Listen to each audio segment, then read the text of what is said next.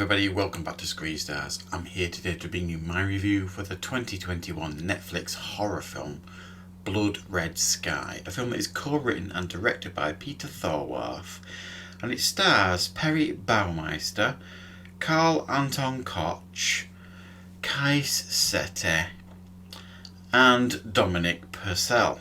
Now, this film focuses on, well, essentially it's vampires on a plane. Never mind snakes on a plane, it's vampires on a plane. And there is a woman and her young son taking a trip on this plane to New York. And she's called Nadia and her son is called Elias. Now, she seems to have some kind of rare medical condition. And in transit on this plane, the plane is taken over by a group of terrorists. And things escalate, and it turns out that there may well be more than meets the eye, and this special medical condition that Nadia has essentially turns her into a bloodthirsty creature of the night, and these terrorists have got their hands full from this point on. Right, what are my thoughts on Blood Red Sky?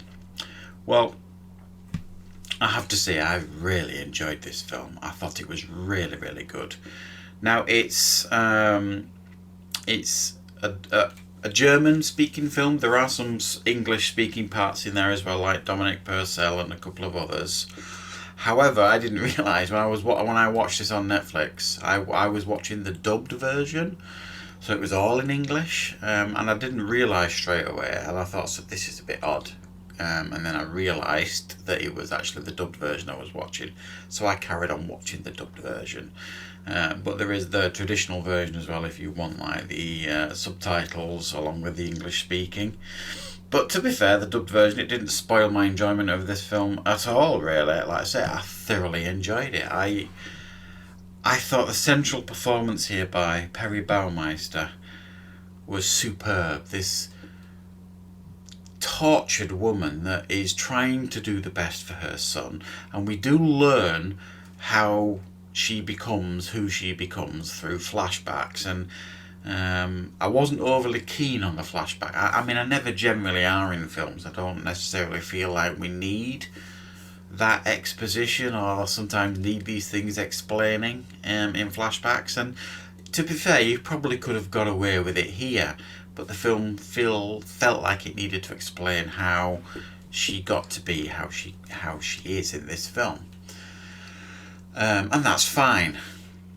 I just thought her performance was wonderful. The fact that she was, trying to blend in the best she can, desperate to go on this trip with her son because it basically meant, and even though it didn't go into it in great depth, where she was going, there was a chance that she could be helped.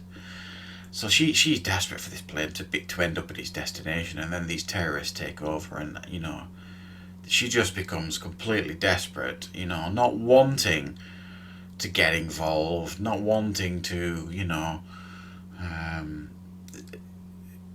participate in any way, shape or form. She just wants to protect her son, and then she doesn't really have a choice. And from that point on, I mean, you could almost describe it as like Die Hard on a plane, or Vampire Die Hard on a plane almost. It is that kind of story, you know what I mean? This one woman against all these terrorists, basically. And I like the way the vampire was portrayed in this film. Reluctant. And also I like the way it transitions, if you like, how you become a vampire. It's almost like a disease, basically. If she bites, or one of these people on the plane, one terrorist gets bitten, and she doesn't kill them, they will turn almost immediately. So she really doesn't want that, because you're going to have a scenario of like a plane full of vampires, and that is, as you can imagine, not good.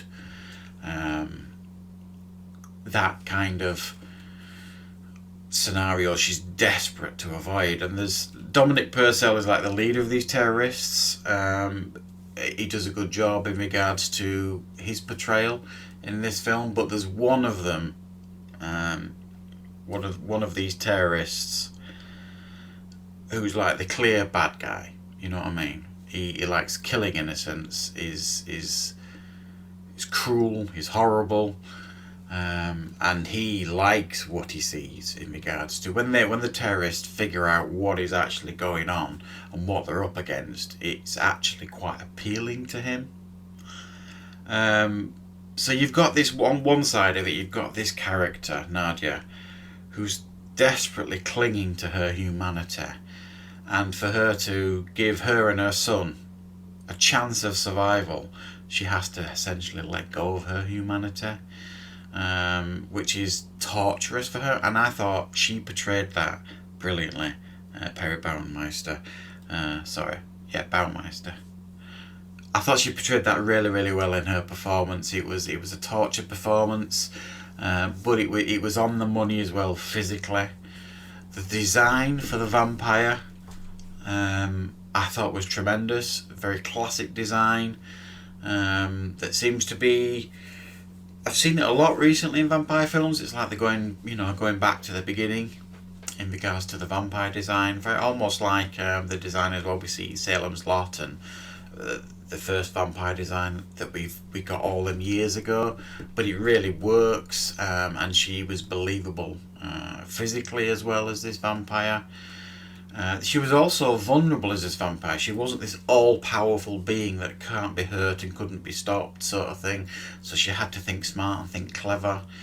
I really enjoyed this much more than I expected to. I mean, the scenario in itself is a great idea for a film, and I thought they really nailed it. I like the effects. I like the performances. It was edge of the seat stuff at times. It was fast paced. It was thrilling. And I really enjoyed it, so I'm going to give this one an 8 out of 10. It really kind of ticked a lot of boxes for me, this one. So if you haven't checked out Blood Red Sky on Netflix yet, make sure you do, especially if you are a fan of vampire films. And I will see you back with more reviews and content on the channel very, very soon.